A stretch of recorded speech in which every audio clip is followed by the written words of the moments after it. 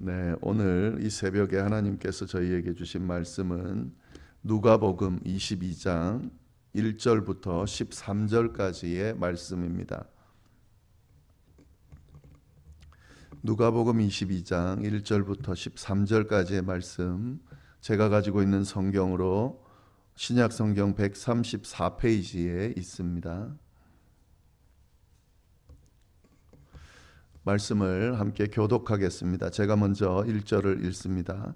유월절이라 하는 무교절이 다가오매 대제사장들과 서기관들이 예수를 무슨 방도로 죽일까 궁리하니 이는 그들이 백성을 두려워함이더라. 12 중에 하나인 가룟인이라 부르는 유다에게 사탄이 들어가니 이에 유다가 대제사장들과 성전 경비 대장들에게 가서 예수를 넘겨줄 방도를 의논하매 그들이 기뻐하여 돈을 주기로 언약하는지라. 유다가 허락하고 예수를 무리가 없을 때에 넘겨줄 기회를 찾더라. 유월절 양을 잡을 무교절 날이 이른지라. 예수께서 베드로와 요한을 보내시며 이르시되 가서 우리를 위하여 유월절을 준비하여 우리로 먹게 하라. 여짜오되 어디서 준비하기를 원하시나이까?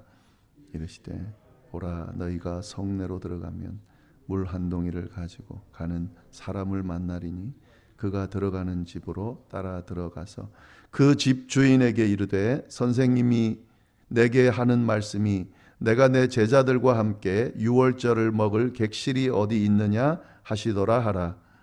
그리하면 그가 자리를 마련한 큰 다락방을 보이리니 거기서 준비하라 하시니 다 같이 읽겠습니다. 그들이 나가 그 하신 말씀대로 만나 유월절을 준비하니라. 아멘. 네, 오늘부터 고난주간이 시작이 됩니다. 우리가 이제 고난주간 잘 보내기 위해서 이렇게 특별 새벽 기도회를 가지고 있는데요. 이 시간이 고난주간도 그렇고 특별 새벽 기도회 시간도 그렇고 의미 있는 시간이 되기를 바랍니다. 예수님께서 이 십자가의 고난을 당하신 그 과정들을 우리가 함께 쭉 묵상해 나갈 텐데 다 아는 내용이지만 또 특별히 하나님의 말씀은 그때그때 임하는 또 은혜가 있습니다. 그래서 이 고난주간 동안 십자가 고난을 묵상해 갈 때에 하나님이 특별히 주시는 은혜를 다 받을 수 있기를 바라고요. 그리고 이 묵상 가운데 우리가 소원하는 바가 있을 겁니다. 그 소원하는 바를 하나님 앞에 아뢰고 또 응답받는 그런 시간이 될 수 있기를 간절히 바랍니다. 이번에는 누가복음에 나오는 그 내용들 가지고 말씀의 내용들을 가지고 함께 주님의 십자가의 그 과정들을 묵상해 가도록 하겠습니다. 첫날 함께 묵상할 내용 누가복음 22장 1절부터 13절까지의 내용인데요. 네, 이 본문은 예수님께서 십자가 사역을 감당하기 전입니다. 그 전에 유월절이 다가올 때에 그때에 이제 십자가 사역을 위해서 준비하는 내용, 그 내용이 오늘 본문의 내용입니다. 근데 오늘 본문 내용을 보면 크게 두 가지의 내용이 나오는데요. 유월절을 준비하는데 이 유월절이 다가올 때에 하는 행동이 크게 다른 두 모습을 우리가 볼 수가 있습니다. 예수님을 배신할 이 가룟 유다의 모습이 나오는데 유월절이 임박해 올 때에 어떻게 하면 예수님을 배신할까? 그걸 고민하는 가룟 유다의 모습이 나오고요. 그리고 또 완전히 반대로 유월절이 다가올 때에 유월절을 준비하는 예수님, 그리고 이 예수님의 준비를 돕는 말씀에 순종하면서 유월절을 같이 준비하는 제자 둘, 베드로와 요한이 나옵니다. 그러니까 오늘 본문 말씀은 이 두 내용을 대조하면서 어떻게 다르게 나타나는지를 보면서 우리가 말씀을 본다면 이 의미를 더 깊이 잘 알 수 있을 겁니다. 자, 먼저 보시면은요, 1절 말씀에 유월절이라는 무교절이 다가왔다. 유월절은 뭐고 무교절은 뭔가 아시는 분들은 다 연결이 돼서 이해하시겠지만 이걸 제대로 이렇게 공부를 하거나 제대로 배우지 못한 분들은 헷갈릴 겁니다. 유월절이라 하는 무교절이다. 그러니까 지금 둘을 같은 말로 지금 쓰는 것처럼 보이는데요. 유월절과 무교절 같이 쓰기도 합니다. 그럼 어떤 차이가 있는가 하는 거죠. 정확히 유월절이 뭐냐 하면은 유월절은 이스라엘의 3대 절기 중에 하나죠. 근데 이 의미가 뭐냐면 출애굽할 때에 하나님께서 이스라엘 백성들을 애굽에서 출애굽시켜 줄 때에 재앙을 10가지 재앙을 보내면서 그래서 이제 결국에는 바로가 그 이스라엘 백성들을 내보낼 수밖에 없게 만드는데 마지막 재앙이 뭐였냐면 애굽에 있는 모든 장자들 다 죽이는 그런 재앙을 내리셨습니다. 근데 그때에 한 가지 피할 수 있는 방법을 허락해 주셨는데 그게 뭐냐면 양의 그 피를 문설주에 바르면 거기는 피해가 그리고 그 안에 들어가 있으면 거기는 피해가는 그런 피할 수 있는 공간을 허락해 주셨습니다. 이제 그 날을 기억하면서요, 이 유월절 어린 양의 어떤 의미들을 생각하면서 지키는 절기가 바로 유월절입니다. 그때 그 의미, 구원의 의미, 출애굽할 때 출애굽해 주신 그 의미를 생각하면서 지키는 절기가 유월절입니다. 그럼 무교절은 뭔가? 유월절이 무교절은 아니에요. 무교절은 뭐냐면 유월절 다음 날부터 7일 동안, 유월절은 하루가 유월절이에요. 그리고 그 다음 날부터 7일 동안 지키는 절기인데 그때는 어떤 의미를 지키냐면 출애굽하고 난 뒤에 광야 생활을 할 때에 그때를 기억하면서 누룩이 들지 않은 무교병 떡을 먹으면서 7일 동안 그 의미, 광야를 광야 출애굽해 주시고 광야 생활을 지켜주신 그 의미들을 생각하면서 지키는 절기가 바로 무교절입니다. 그럼 왜 유월절하고 무교절이 같게 사용되냐? 그 기간 8일 동안의 기간을 전체적으로 유월절 기간으로 그렇게 이야기를 합니다. 그렇기 때문에 유월절이 곧 무교절이 되는 거고 무교절이 곧 유월절이 되는 것처럼 우리가 이렇게 이야기를 하게 되는 거죠. 그래서 유월절이라 하는 무교절 아주 중요한 명절이 지금 이제 다가왔다라고 하는데 유월절이 다가오는 이때에 제가 초반에 말씀드린 것처럼 이 유월절을 준비하는 두 부류가 있습니다. 첫 번째 부류는 뭐냐면 2절에 나오죠. 대제사장들과 서기관들이 예수를 무슨 방도로 죽일까 궁리하니 이는 그들이 백성을 두려워함이더라. 유월절이 다가오는데 어떤 부류가 한 부류가 있냐면 예수님을 죽이려고 궁리하는 부류들이 있습니다. 어떻게 하면 예수를 죽일까? 이 종교 지도자들이죠. 유대 종교 지도자들이죠. 대제사장들과 서기관들 하면은 유대 지도자들을 종교 지도자들을 이야기합니다. 유월절을 준비해야 될 그들이 지금 뭘 준비하고 있냐면 어떻게 하면 예수를 죽일까를 준비하고 있다는 거죠. 근데 죽일 수는 없는 거예요. 왜냐하면 예수님을 따르는 무리들이 엄청나게 많았습니다. 그를 만약에 죽인다 그러면 군중들이 들고 일어나게 되겠죠. 그러면 아주 심각한 일이 생기기 때문에 예수님을 함부로 건들지 못하는 그런 상황인데 그럼에도 불구하고 어떻게 예수를 죽일까? 왜냐하면 눈에 가시 같은 사람이거든요. 이 예수가 오고 난 뒤에 종교 지도자들의 그 행동들, 자기의 욕심을 채우는 모든 행동들이 드러나고 그것이 잘못이라고 자꾸 지적하면서 자기의 입지들이 자꾸 줄어드니까 이건 죽여야 되는 대상이 되는 거죠.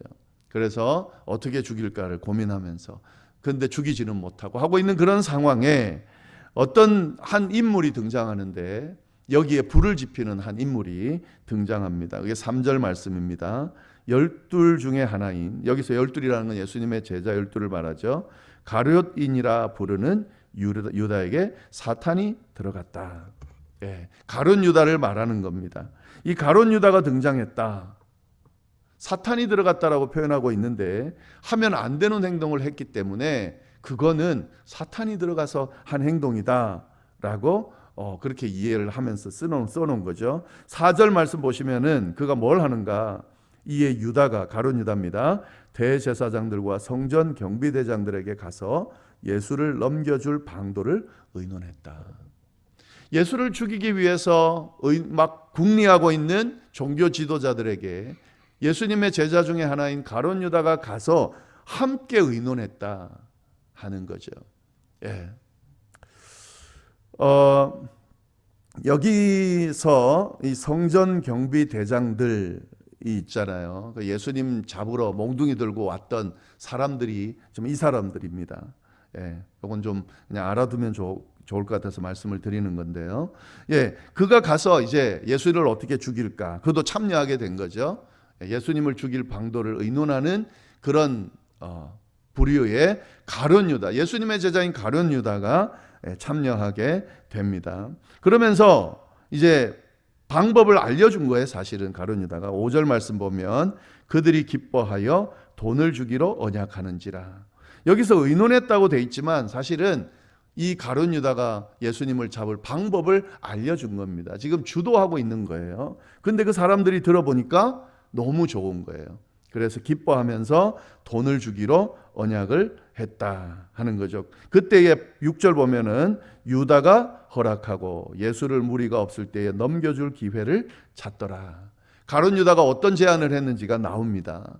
군중들하고 같이 있을 때는 예수님을 잡을 수가 없으니까 예수님이 군중들과 무리들과 같이 있지 않을 때에 내가 알려줄 테니까 그때 와서 잡으면 된다라고 자세하게 알려줬다는 거죠. 그리고 이 가룟 유다가 뭘 합니까? 예수를 넘겨줄 기회를 찾았다 하는 거죠. 자, 6월절이 다가오는데 한 부류는 지금 뭘 하고 있냐면 예수님을 어떻게 하면 죽일 수 있을까, 잡을 수 있을까를 궁리하고, 또 예수님의 제자 중에 한 명은 예수님을 어떻게 하면 넘겨줄까라고 지금 궁리하고 있다 하는 거죠.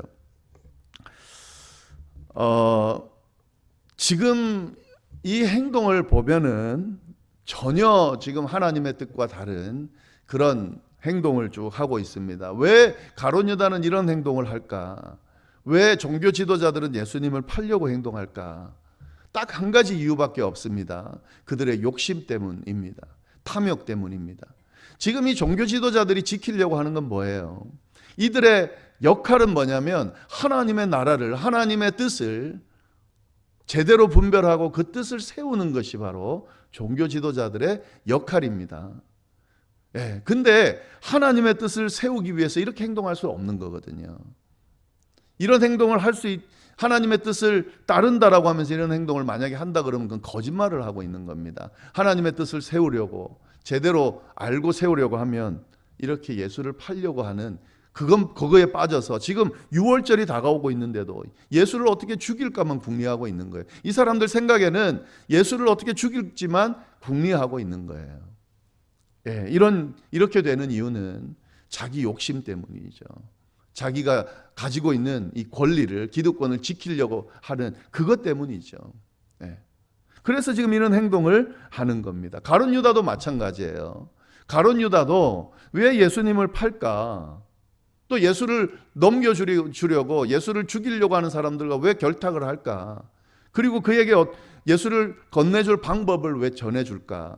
그리고 어떻게 하면 넘겨줄지 기회를 찾을까? 딱 한 가지밖에 없어요. 예수 그리스도를 온전히 따르는 제자라면 할 수 없는 행동을 하고 있는 겁니다. 예수님이 가르쳐 주신 가르침대로 행동한다고 하면 절대로 할 수 없는 행동을 하고 있는 거예요. 딱 한 가지밖에 없습니다. 자기 욕심을 채우기 위함이죠.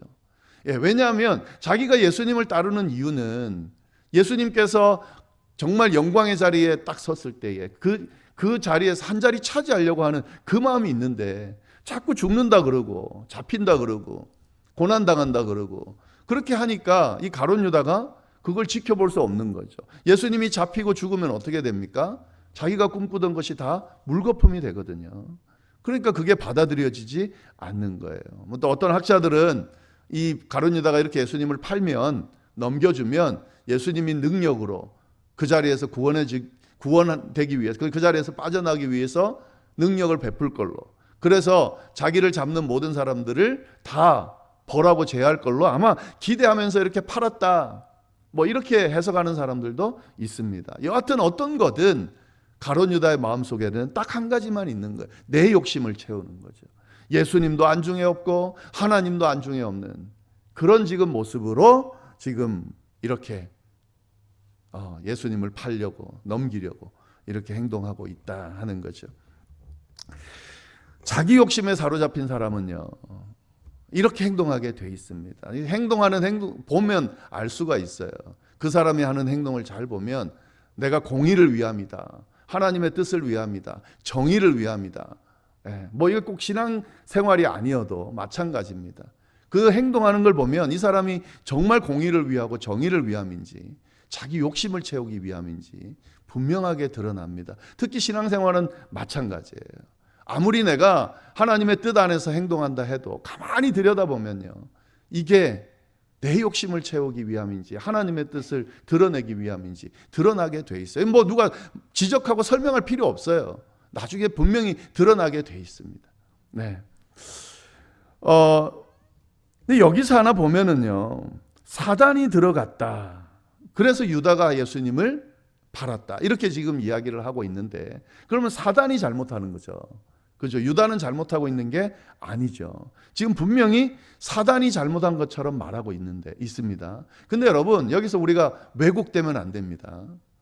사단이 들어갔다라고 했는데 그 다음에 예수님을 팔기 위해 의논하고 또 넘겨줄 기회를 찾는 사람은 사단이라고 언급하지 않고 누구라고 언급하냐면 그라고 언급합니다. 유다가 허락했다라고 나오죠. 6절 보면은 유다가 허락했다.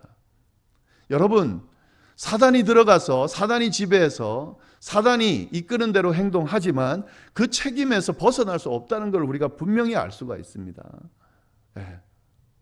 책임은 유다가 지는 거예요. 유다가 허락한 거예요. 사단의 지배를 당하는 건 참 안타까운 일이지만 사단의 지배를 당해서 행동하는 것, 이것이 사단의 탓이 아니라 그걸 허락할 수밖에 없었던 유다도 같은 책임이 있다는 사실을 분명히 이야기하고 있습니다. 우리가 그 부분도 좀 잘 들여다볼 필요가 있습니다. 네, 이런 부류가 한 부류 있고요. 6월절이 다가오는데 또 다른 부류가 있습니다. 7절 보시면은 6월절 양을 잡을 무교절 날이 이르니까 이제 뭐 하냐면 예수께서 베드로와 요한을 보내어 이르시되 가서 우리를 위하여 6월절을 준비하여 우리로 먹게 하라. 예수님이 6월절이 다가오니까 6월절을 준비하는 거죠. 6월절을 준비하는데 베드로와 요한을 보내서 6월절 준비를 하라고 그렇게 시키는 거죠. 그러니까 제자들이 묻죠. 어떻게 준비를 하면 됩니까? 이미 예수님은 준비할 방법들을 다 알고 계십니다. 10절부터 쭉 나오는 내용이 그 내용이에요. 이르시되 보라, 내가 너희가 성내로 들어가면 물 한 동이를 가지고 가는 사람을 만나리니 그가 들어가는 집으로 따라 들어가서 그 집주인에게 이르되 선생님이 내게 하는 말씀이 내가 내 제자들과 함께 6월절을 먹을 객실이 어디 있느냐 하시더라 하라. 그리하면 그가 자리를 마련한 큰 다락방을 보이리니 거기서 준비하라 하시니 그들이 나가 그 하신 말씀대로 만나 6월절을 준비하니라. 이미 예수님은 6월절이 다가오는 그 기간 동안 뭘 준비하고 계셨냐면 6월절을 준비하고 계셨습니다. 그래서 어디서 머물지 어떻게 할지를 다 계획하시고 이미 계획된 대로 진행하기 위해서 베드로와 요한을 보내 그걸 실행하게 하신다 하는 거죠. 우리가 여기서 한 가지 볼 수 있는 건요, 예수님을 죽이려고 하는 사람들이 지금 많이 있기 때문에 또 이미 가룟 유다가 예수님을 팔 거라는 걸 예수님은 이미 알고 있었기 때문에 만약에 그걸 아는 상황이라면 어떻게 반응하는 것이 일반적입니까? 그 부분에 대해서 신경을 쓰고 저걸 어떻게 막을 수 있을까? 어떻게 드러낼 수 있을까? 이런 거에 고민하는 것이 보통 일반적인 사람들의 모습입니다. 보통 그렇잖아요. 어떤 나를 어떻게 해하려고 하는 뭐 그런 일들이 상황들이 생기면 그걸 어떻게 내가 막을 수 있을까? 뭐 어떻게 하면 저 상대방을 어떻게 할 수 있을까? 여기에 우리가 보통 집중하게 되죠. 근데 지금 예수님의 모습을 보면은요, 이미 알고 계심에도 불구하고 전혀 개의치를 않습니다. 6월절을 준비하는데 전혀 방해받지를 않고 있다고 하는 거죠. 6월절 준비만이 아닙니다. 이제 잡히시고 고난당하시고 십자가를 지시고 죽으시는 이 공생에 하나님이 허락하신, 하나님께서 명령하신 이 당신에게 주어진 역할을 감당하는 데 있어서 전혀 흔들림이 없습니다. 영향을 받지 않고 있습니다. 그냥 하나님의 뜻을 따라서 그냥 묵묵히 걸어가고 있는 거예요. 속상하겠죠. 안타깝겠죠. 두렵겠죠. 여러 가지 혼란스러운 생각들이 많이 있겠죠. 그러나 하나님의 뜻이 뭔지를 알기 때문에 그 뜻을 따라서 그냥 묵묵히 그 일을 하고 있는 거예요. 그리고 그거를 명령하는 또 이 예수님의 명령에 제자들이 그대로 순종하는 그런 모습들을 보이고 있습니다. 두 부류죠. 예수님을 팔려고 하나님의 뜻과 전혀 상관없는 자기의 탐욕을 채우려는 사람들과 그 어떤 두려움과 어떤 혼란스러운 상황에서도 하나님의 뜻을 제대로 분별하고 그 뜻을 따르는 예수님과 그의 제자들의 모습이 대조가 되고 있다 하는 거죠. 오늘 이 말씀을 통해서 우리가 좀 깨달을 수 있는 것은 우리가 이렇게 신앙생활 해 나가고 또 우리에게 주어진 삶을 살아 나갈 때 여러 가지 어렵고 혼란스러운 일들이 많이 생깁니다. 그때 가장 중요한 게 뭐냐? 하나님의 뜻이 뭐냐 하는 거죠. 하나님이 뭘 원하시느냐 하는 거죠. 뭘 내게 명령하시고 뭘 내게 허락하셨냐 하는 거죠. 그게 제대로 분별이 되면 그걸 하시면 됩니다. 그 길을 따라가면 됩니다. 그 역할을 하시면 됩니다. 그러면 그 주변에 일어나는 나를 혼란스럽게 하고 두렵게 하고 막 이런 모든 일들은 하나님이 다 제거해 주시고 해결해 주실 거다 하는 거죠. 여기서 우리가 자꾸 그 하나님의 뜻을 분별하고 그 뜻을 쫓지 못하고 거기에 매여 가지고 자꾸 휩쓸리니까 거기에 현혹되니까 우리도 거기에 현혹되고 마치 가룟 유다처럼 우리도 가룟 유다와 같은 행동들을 하게 되는 경우가 생긴다는 거죠. 오늘 이 말씀을 통해서 어떻게 하는 것이 온전한 정말 성숙된 그리스도인의 모습으로 살아가는지 잘 좀 보시면서 정말 그런 성숙한 그리스도인의 모습으로 살아가는 우리가 될 수 있기를 바랍니다. 기도하겠습니다.